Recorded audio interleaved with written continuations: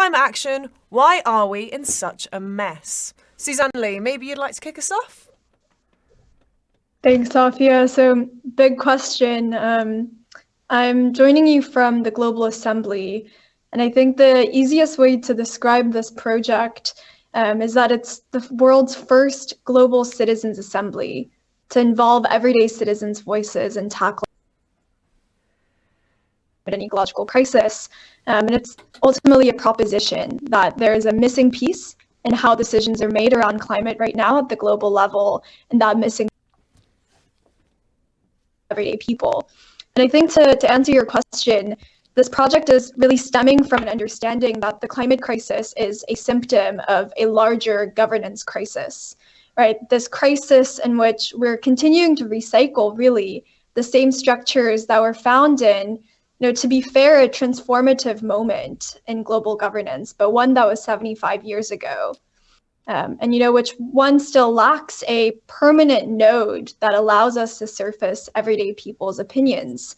And I think it's illustrative that none of us on this panel right now who are really on the generational front lines of the climate crisis were alive at the founding of these infrastructures, like the United Nations. And yet, in many ways, a part of our future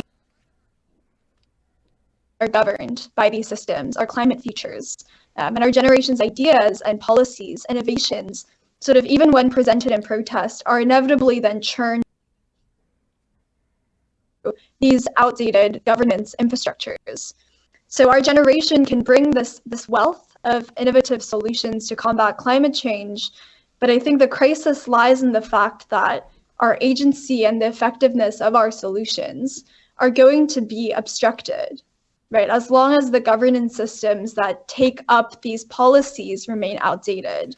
We saw this, I think, particularly at COP in Glasgow recently, wherein many folks in our generation walked away from that, feeling that the process, right, all of these silos embedded within these governance structures in this global conference had quote unquote betrayed us.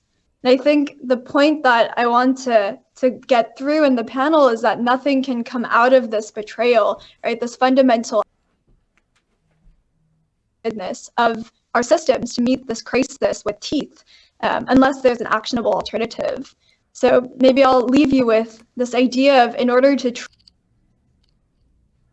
protect our future and meet this crisis at its roots, I believe the most pressing solution right now is for young people to get involved in building this new operating system for decision making that can do justice to these policies and innovations that we can bring to the table and which we have been bringing relentlessly. So thank you, Sophia. I'll leave it at that. That was really great. That's a really, really in-depth answer. I really enjoyed that. Maybe we pass on now to Mitzi. Why are we in such a mess? Yeah, I completely agree with Susan. We are in this mess because of the systems that we have in place. It's not just about the carbon dioxide emissions, and it's not even just about the extreme weather events. It's about this profit-oriented system that's rooted in colonialism and imperialism, that's deliberately prioritizing profit over people and planet. As someone who's from the Philippines, one of the most vulnerable countries in the world to the climate crisis, I really see that the climate crisis isn't just about the typhoons and the droughts and the fires.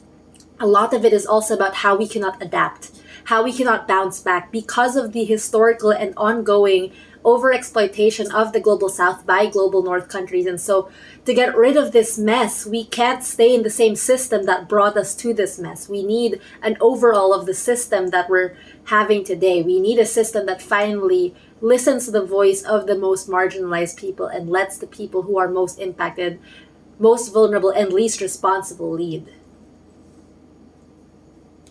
Mitzi, I think I agree both 100% with you. We definitely need a big overhaul structurally from the ground up, 100%. Let's move on to the next question now then. And what is the aspect of climate change that concerns you personally most? Let's start with Mitzi. As mentioned, the Philippines is one of the most climate vulnerable countries in the world.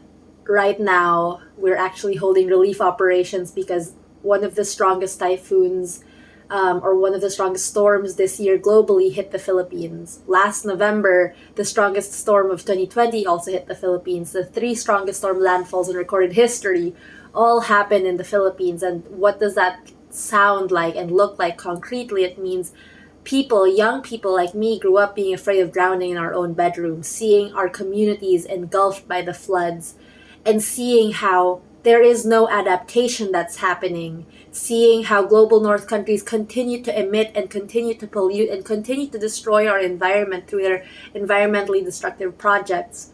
And so the thing that really worries me about the climate crisis is how it's getting worse and worse, and we're still not adapting. And my dogs are just as angry as me when we're talking about how world leaders continuously ignore this problem. They say a lot of words, they say a lot of promises, but when we look at the policies implemented, we're still not moving fast enough.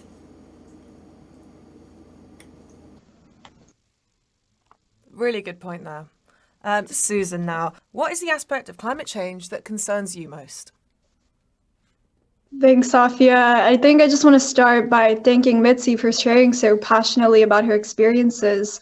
Just sending you so much gratitude, Mitzi.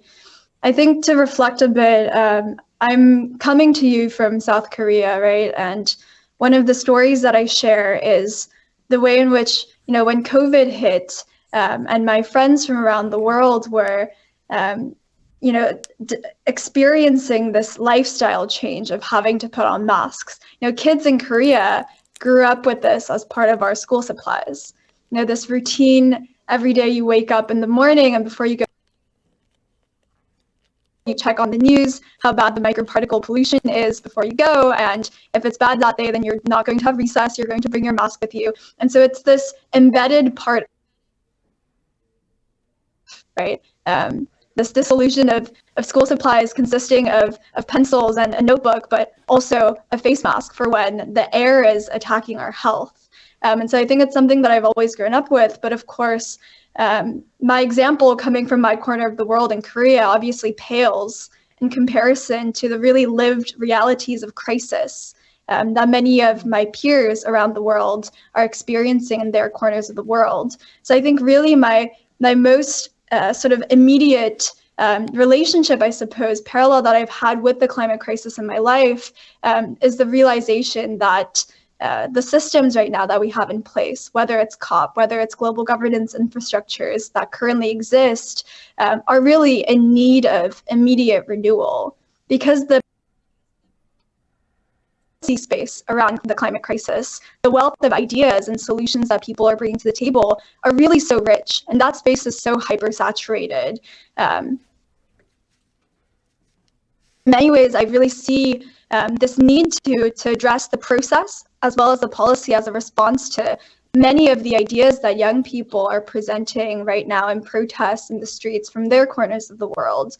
And the next step after this generation of solutions is then to build a system and build a decision-making body that can really do justice to these ideas that we're bringing to the table instead of impoverishing us of this collective capacity that we all have.